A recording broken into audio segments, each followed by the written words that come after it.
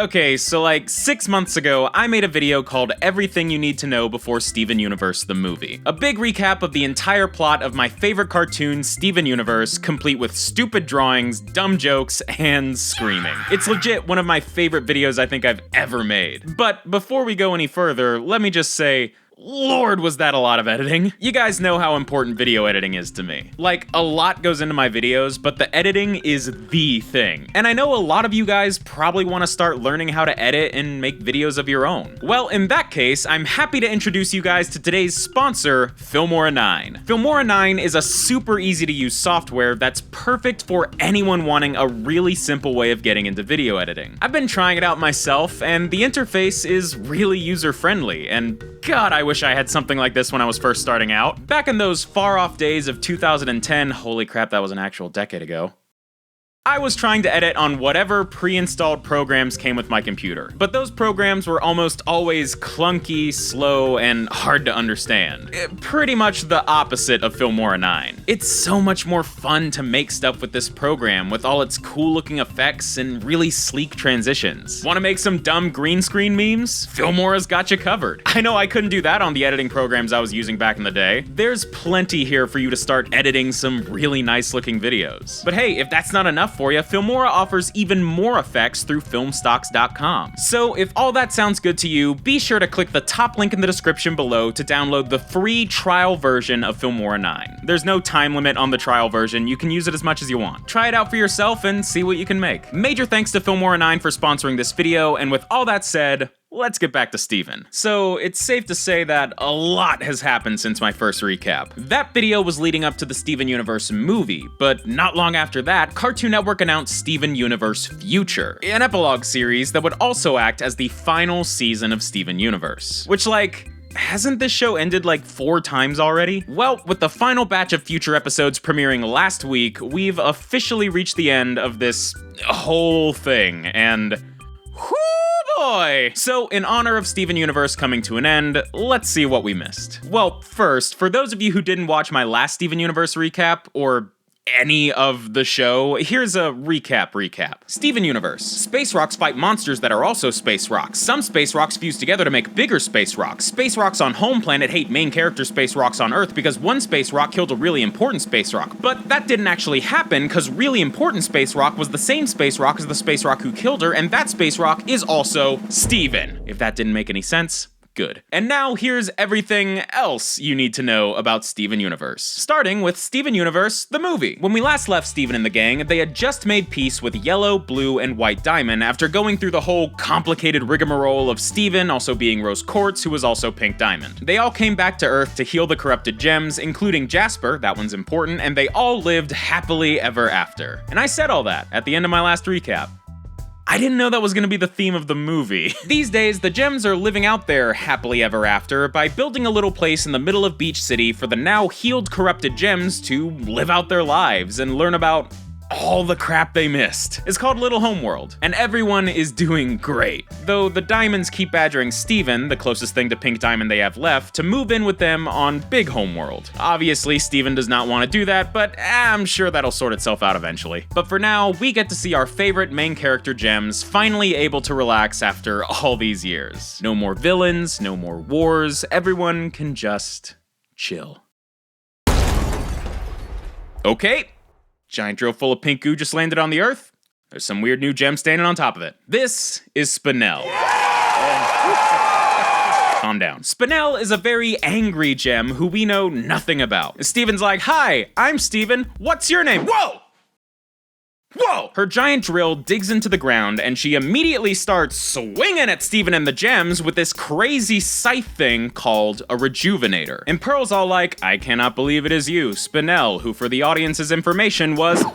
The gems are all poofed by Spinel's rejuvenator. Steven gets hit with it too, but it just kinda gives him the giblies for a bit, so he yoinks the scythe away from Spinel and poofs her with it. A reminder, poofing is not killing. Poofing is simply dissipating their physical form for a little while. Shattering is killing, but you know, that's not important right now. Eventually, all the gems start reforming, but they're acting odd. It's like they all reset to their factory defaults or something.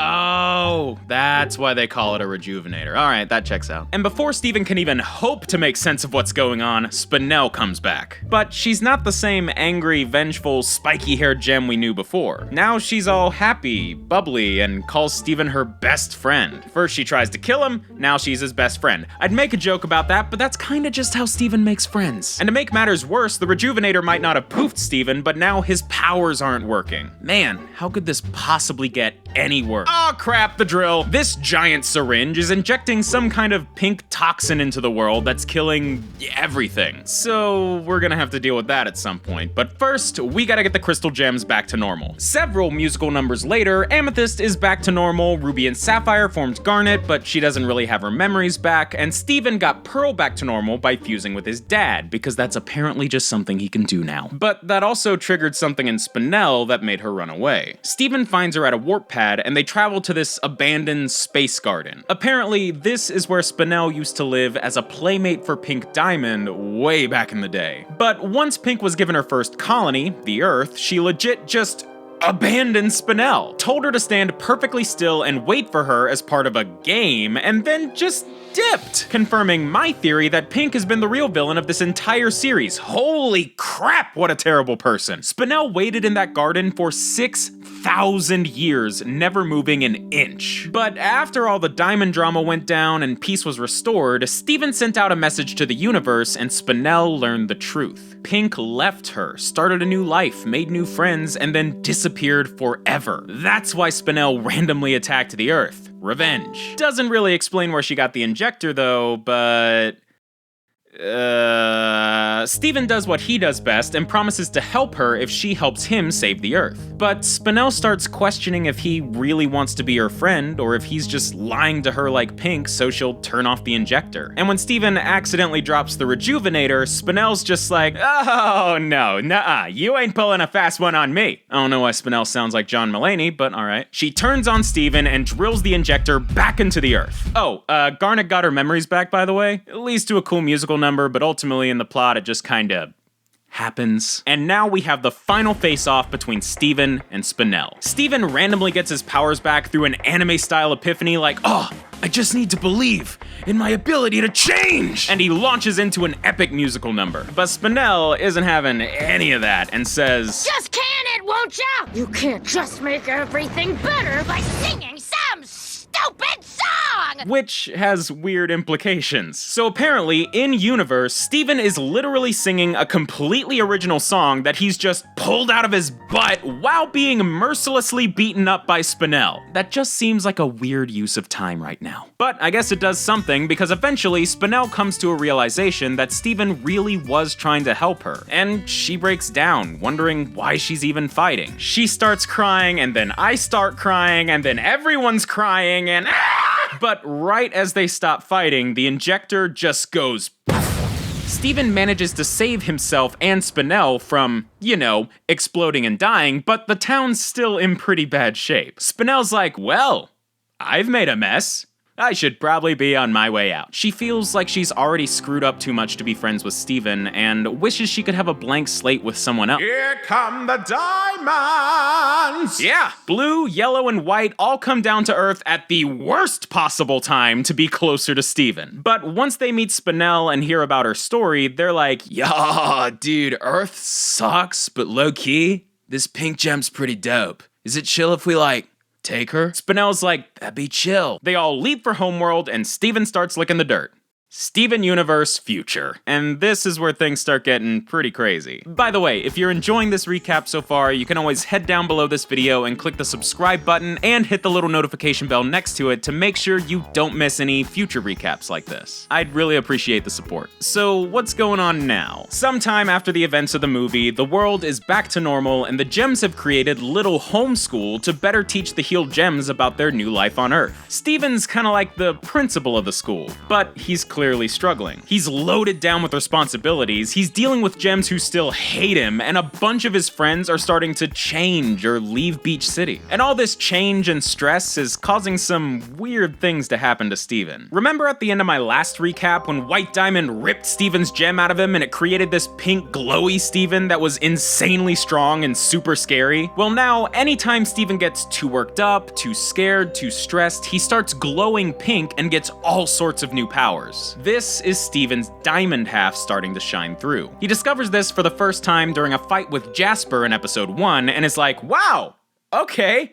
That's weird. Jasper, you know anything about this? But Jasper's just like, get off my property! So for the next 5, 6, 7 episodes, this kind of crap just keeps happening and no one really does anything about it. But after one particular incident that nearly kills Steven and his friends at a little homeschool graduation, Steven decides the stress is becoming too much for him, and he quits his job at Little Homeschool. But honestly, I think this just made everything worse. See, Steven has spent pretty much his whole life doing two things: helping others and avoiding death. People really like trying to kill this boy. But now, no one's really trying to kill him anymore, and all the people he was trying to help are better now. So Steven's kinda left feeling like he has no purpose. And when you're feeling lost, you can make very stupid decisions. And this is where Connie comes back into the picture. These days, it's kind of implied that Steven and Connie are maybe dating now, but they don't get to see each other a ton because Connie is super busy studying to lo-fi chill hip-hop beats.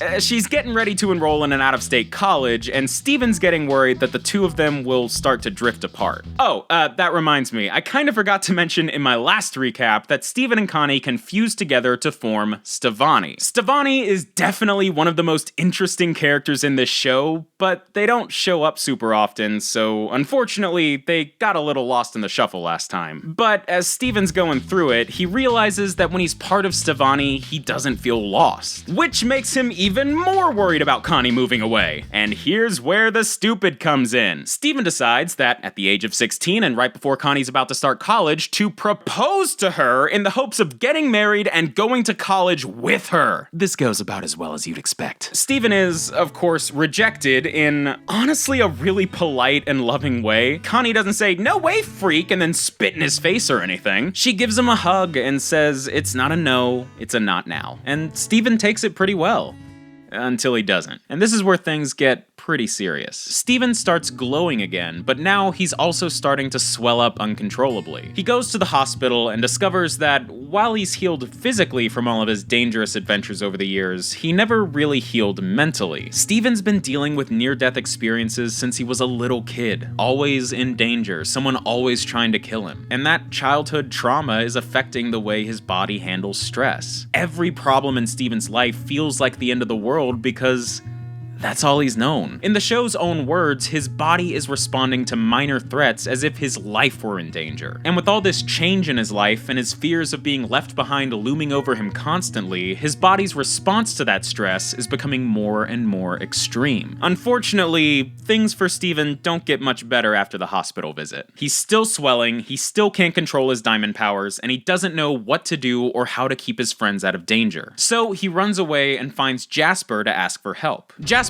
convinces Steven that instead of trying to repress his anger and his powers, he should just let them out. So the two begin training, and as Steven learns more and more about his powers, he becomes not himself. Eventually, new buff Steven decides he's ready for a rematch against Jasper, but during their fight, he loses control again. He traps Jasper and attacks her with a giant wall of spikes, and Steven shattered her. Jasper's dead.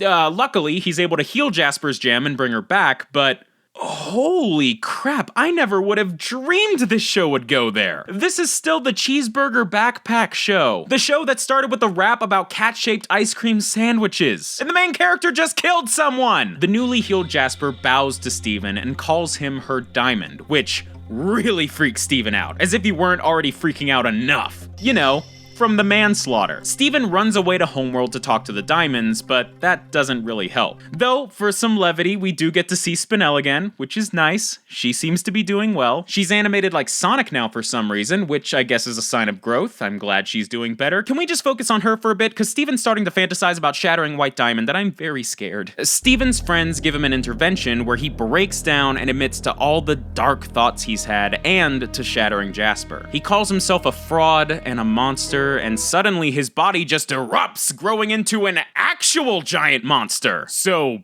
that's a thing we have to deal with now, but the gems don't really know what to do. He's too powerful to attack, too strong to restrain for long, and he won't listen to anyone. Lapis holds him back for a while, but he breaks free just in time for, of course, the cluster to come back, because the cluster will always come back, and for the diamonds to show up at the worst possible time, because the diamonds will always show up at the worst possible time. They start crying and blaming themselves as the cluster holds back Steven, but Connie's just like, yes, this is your fault, but now's not the time for pity parties, you narcissists. Connie realizes that for his entire life, Steven's been helping everyone with their problems and making them better people. But Steven never had that for himself. So, in the most Steven Universe move ever, instead of fighting, the gems, the diamonds, Greg, Connie, Lion, the cluster, they all tackle hug Steven. Even after he confessed to all the awful stuff he's bottled up, his friends and family are still there to show him love and support through everything he's going through. Steven finally stops, breaks into tears, and shrinks back down to his normal self.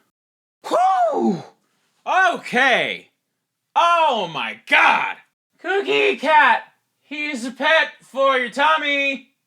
Cookie Cat! Woo! Okay! Happy times! Good time show! Happy time, fun time, Steven! Woo!